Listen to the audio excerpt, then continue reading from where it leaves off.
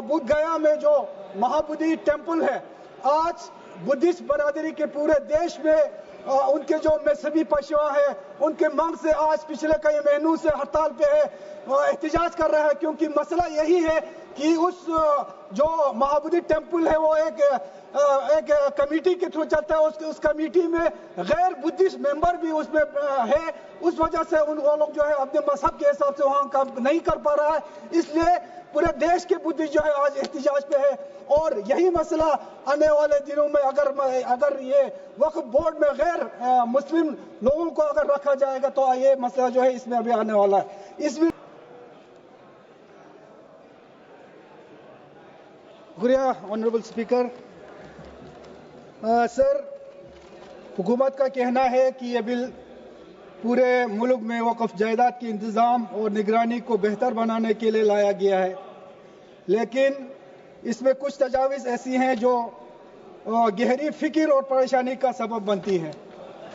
ये तजावीज़ सिर्फ मुस्लिम बरादरी की मजहबी और तहजीबी वरासत को मुतासिर नहीं करेंगी, बल्कि आईनी हुकूक और मजहबी आज़ादी पर भी सवाल उठाती है।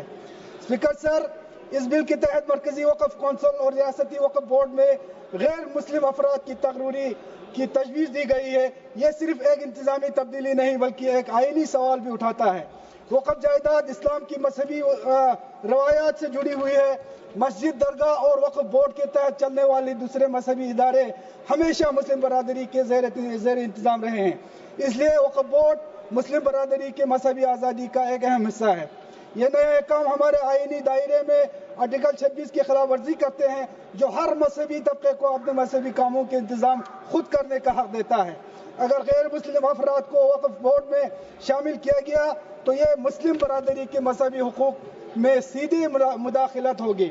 सर, आज यहाँ पे 2 मेंबर ने जिक्र किया, मैं भी ये जिक्र करना चाहता हूँ। बुद्ध गया में जो महाबोधि टेम्पल है, आज बुद्धिस्ट बरादरी के पूरे देश में उनके जो मजहबी पेशवा है उनके मांग से आज पिछले कई महीनों से हड़ताल पे है, एहतजाज कर रहा है, क्योंकि मसला यही है कि उस जो महाबोधि टेम्पल है वो एक कमेटी के थ्रू चलता है, उस कमेटी में गैर बुद्धिस्ट मेंबर भी उसमें है, उस वजह से वो लोग जो है अपने मजहब के हिसाब से वहाँ काम नहीं कर पा रहा है, इसलिए पूरे देश के बुद्धिस्ट जो है आज एहतजाज पे है।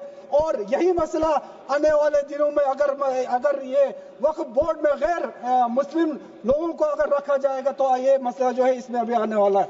इस बिल में एक और अहम और परेशान कुन तजवीज़ वक्फ बाई यूजर के उसूल को खत्म करना है। पहले जो जायदाद लंबे अरसे से मजहबी या फलाही मकासद के लिए इस्तेमाल हो रही थी, इन्हें वक्फ का दर्जा दिया जाता था। आज मुल्क में 50% से ज्यादा वक्फ जायदाद वक्फ बाई यूजर के तहत तस्लीम शुदा है, जिनमें से ज्यादातर अनरजिस्टर्ड हो सकता है, लेकिन अब इस निज़ाम को ख़त्म करने का तजवीज़ है, जिससे बहुत सी जायदाद जो मुस्लिम बरादरी के मजहबी और समाजी कामों के लिए इस्तेमाल हो रही है मुतानिज़ा हो सकता है, डिस्प्यूट हो सकती है। जो जायदाद 100 साल 200 साल या इससे भी ज्यादा अरसे से मजहबी कामों के लिए इस्तेमाल हो रही है, अब वो कहाँ से रजिस्ट्रेशन करवाएंगे? सर, इस बिल के तहत अपने ही जायदाद को वक्फ करने के लिए जो 5 साल की मजहबी इबादत लाजमी करार दी गई है, क्या ये आइन के आर्टिकल 25 के खिलाफ वर्जी नहीं है, जो कि हर शख्स को मजहबी आज़ादी का बुनियादी हक देता है? आज जो काम वक्फ ट्रिब्यूनल का है, इसे हटाकर इस बिल के तहत सारे इख्तियारात डीएम या रियासती हुकूमत के किसी सीनियर ऑफिसर को दिए गए हैं। सर, वक्फ में इस्लाहात करने के बजाय हुकूमत इसे मुकम्मल तौर पर ख़त्म करना चाहती है। वक्फ एक मजहबी और फलाही इदारा है जिसका इंतजाम सिर्फ मुस्लिम बरादरी के हाथ में रहना चाहिए। वक्फ जायदाद का बेहतरीन इंतजाम और हिफाजत जरूरी है ताकि मजहबी और तहजीबी विरासत महफूज रहे। सर, इसलिए मैं आज इस बिल के खिलाफ खड़ा हूँ।